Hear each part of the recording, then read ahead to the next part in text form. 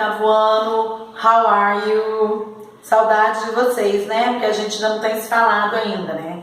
Por enquanto, as coisas que a teacher estava mandando era tudo à base de foto, né? Então, vocês não estavam me vendo ainda, né? Então, olha só.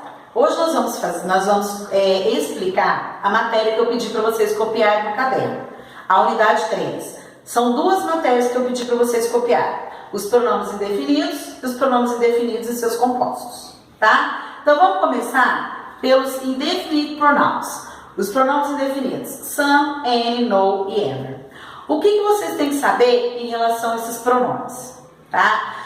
Quando é que eles podem ser usados? Em que tipo de frase eles são usados, ok? Então, vamos começar. O primeiro é o some. Ele significa algum, alguma, alguns ou algumas. Ou seja, ele pode ser usado tanto com substantivo no singular quanto no plural, tá? Quando é que ele pode ser usado? Em, afirmativas, em interrogativas,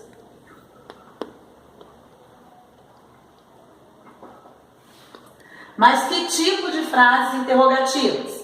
Quando eu faço um oferecimento, quando eu dou uma sugestão, ou então pedido, tá? Então, some só pode ser usado nesses dois tipos de frases. Frase afirmativa, qualquer frase afirmativa.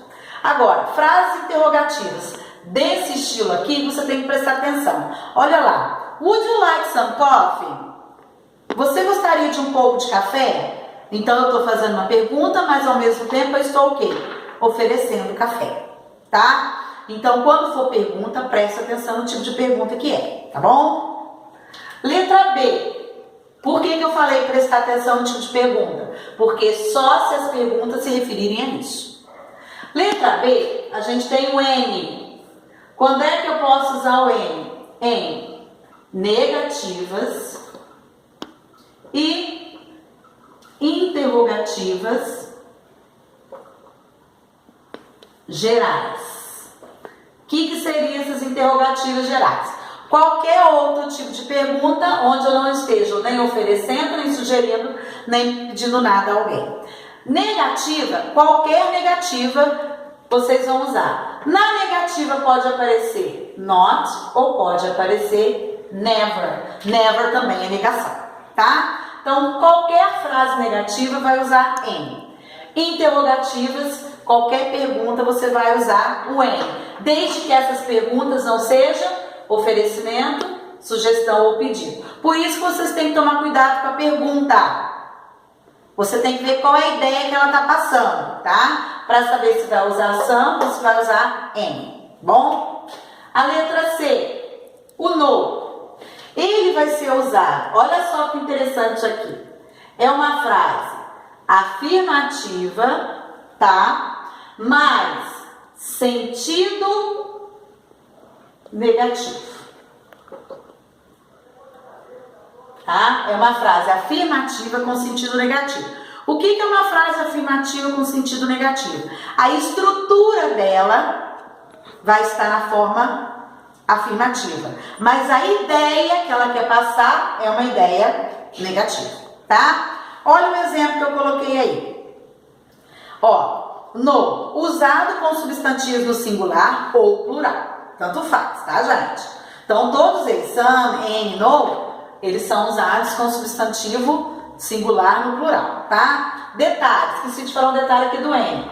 O N, ele tem significados diferentes. Quando a frase é negativa, ele vai significar nenhum, nenhuma. Quando a frase é interrogativa, ele vai significar algum ou alguma, tá? Agora o no, sempre vai significar nenhum ou nenhuma, tá? Porque o sentido dele é sempre o quê? Negativo. E o que vai usar? Ele é usado em negações sem o uso de not ou never. Ou seja, quando eu der uma ideia negativa, mas eu não uso nem o not, nem o never, tá? Por que eu não posso usar? Porque eu não posso ter duas negações juntas. Se eu usei o not e o never, eu só posso usar o N.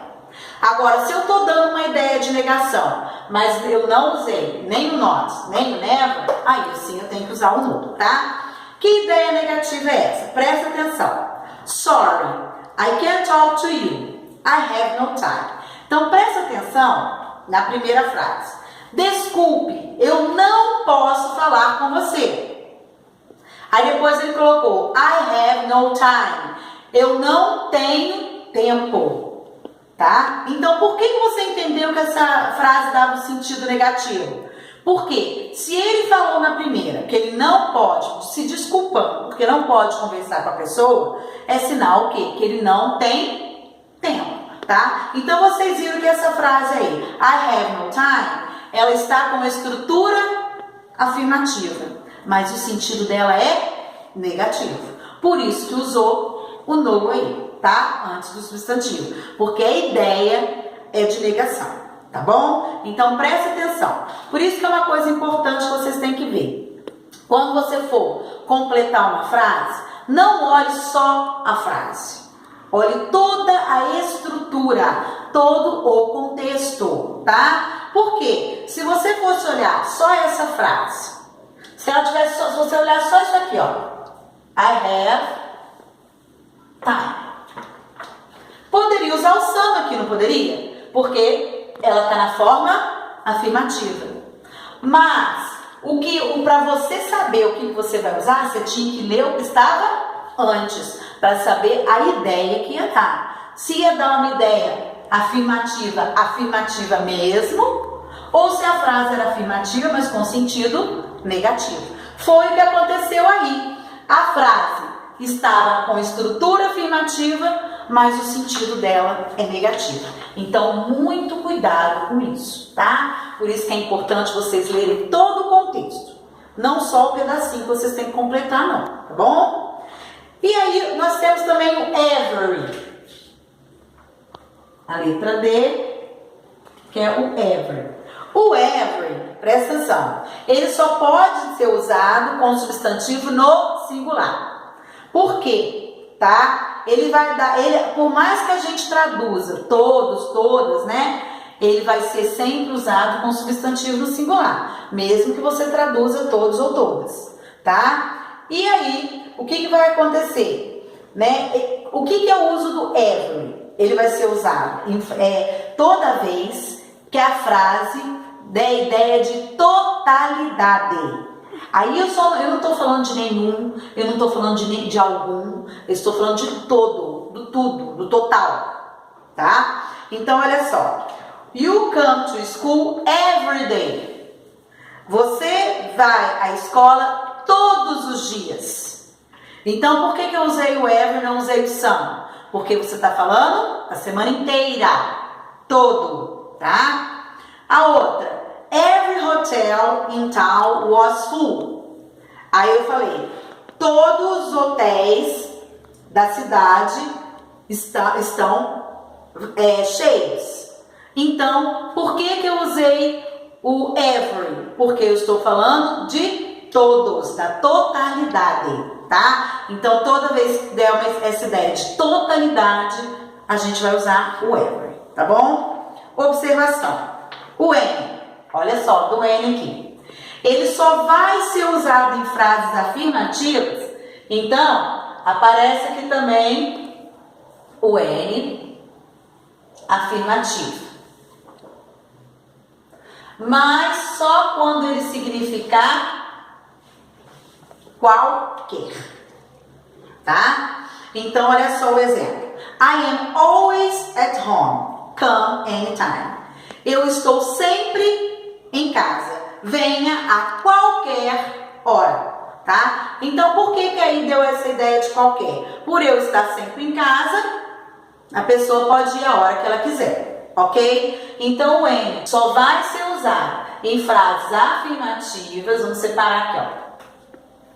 E o every é no sentido de totalidade. Vou colocar aqui, tá?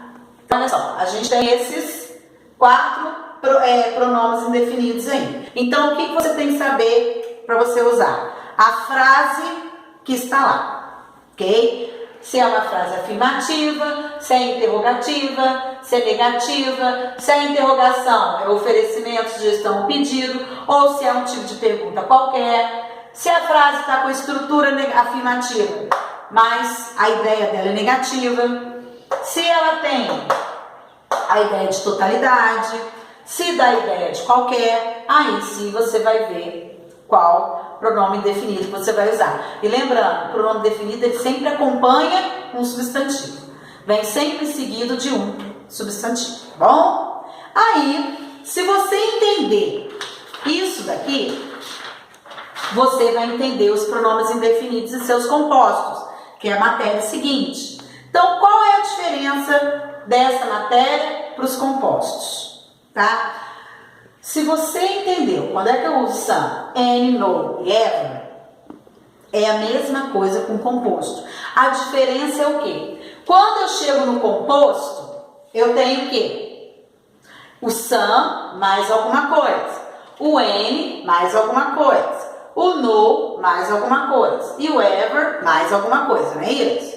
Então, olha só, quando eu falo do some e seus compostos, esse alguma coisa, essa partezinha que vai acompanhar o pronome indefinido, você tem que ver, por quê? Depende do que você está falando. Que partezinha é essa? Eu tenho isso aqui, ó. Tá? Vou colocar aqui no cantinho aqui. Né? Ó, isso aqui são os compostos. Eu tenho as seguintes partezinhas, ó. Body, ou one, think, isso, think e o where, ok? Então eu posso usar some junto com body ou one, some junto com think, some junto com where. Mas aí você vai falar, o que eu tenho que saber para eu poder ver qual é a partícula que eu vou acrescentar no meu pronome, do que eu estou falando. Se eu estiver falando de pessoa, junto com o meu pronome, eu vou usar ou body ou one, que é a mesma coisa. Então, se eu falar somebody, someone, é a mesma coisa. Anybody, anyone, é a mesma coisa. Nobody, no one, é a mesma coisa. Everybody, everyone, é a mesma coisa. Tá? Eu vou acrescentar a partícula thing, quando eu quero me referir a coisa. E a partícula where, quando eu quero me referir a lugar, tá? Então aí, a regra continua a mesma regra que vocês viram aqui. Você vai usar o some mais as partículas nesse tipo de frase. Então, something, somebody, somewhere, vai ser usado nesse tipo de frase. O any mais essas partículas, nesse tipo de frase. Então, anybody, anything, anywhere, vai ser usado nesse tipo de frase aqui. O no, junto com essas partículas aqui, nesse tipo de frase. Então, nobody, no one, nothing, nowhere, vai ser nesse tipo de frase aqui. O ever, vai usar junto com body, thing ou where, quando eu dou ideia de totalidade. Então, everybody, everything, everywhere. Ok? Então, a mesma regra para cá, vale para cá. A diferença é o quê? Que aqui você está usando junto com o composto. Aí, para você saber qual é o composto que você vai usar, você tem que ver ao que está se referindo.